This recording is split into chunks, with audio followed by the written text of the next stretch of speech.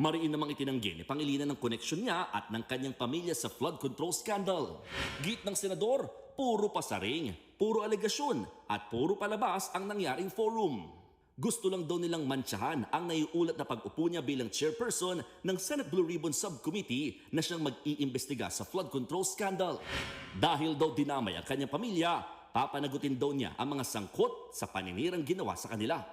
Diretsahan namang tinawag ni Sharon Cuneta na sinungaling at makapal ng muka ng mga umunoy bagman ni Ko. Ang nasabing larawan ay bahagi raw ng vlog niya nang bumisita siya sa Marawi para pasalamatan ng nooy suporta nila para kay Kiko. Buwelta pa ng megastar, kapatid ng sinungaling ang magnanakaw. Bahala na ang Diyos sa inyo.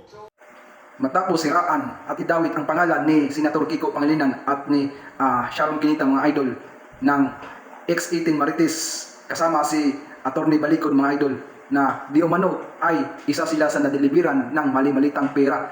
Grabe, no? Isipin mo, dinawit nila yung pangalan ng kilalang tao. Tapos biglang babawiin nila na nagkamali lang daw sila. Pwede ba yun? Matapos siraan, dumihan yung pangalan nila, tapos sabihin nyo nagkamali lang kayo. Pwede ba yung ganun?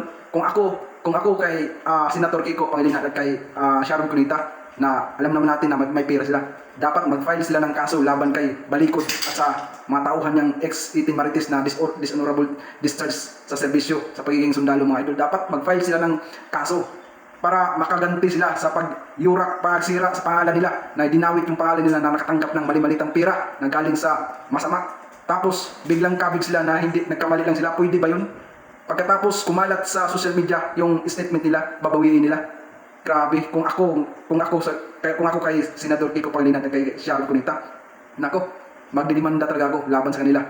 Grabe, isipin mo, kilalang tao ka, idinamay ka, dinawit ka, sinira yung pangalan mo, yung reputasyon mo bilang artista, bilang senador. Sisirain lang ng mga sakim sa kapangyarihan, mga taong nagpapagamit sa isang politiko na walang ibang ginawa kundi siraan ang administrasyon ni Pangulong Bongbong Marcos, na walang ibang ginawa kundi mamulitika para sa darating na 2028. Ganon-ganon lang nila kadali siraan ang isang kilalang tao. Tapos sabay kabig babawiin nila na nagkamali sila. Pwede ba yun? Grabe, no? Ito si Balikod, attorney naman sana to.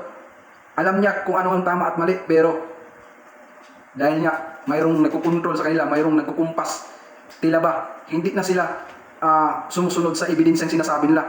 Kumbaga, ano ba talaga ang sinusunod nila sa affidavit o statement nila? Yung ebidensya o yung script na lamang ang sinusunod nila? Kumbaga, kung may magsabi na ganito ang gawin mo sa script, yun ang sasabihin nila. Kung itong sasabihin nila na bawasan mo, hindi yan, yun ang sasabihin nila.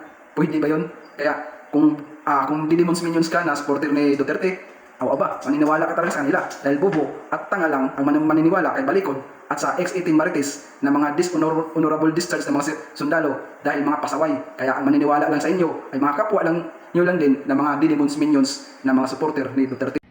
Aray ko!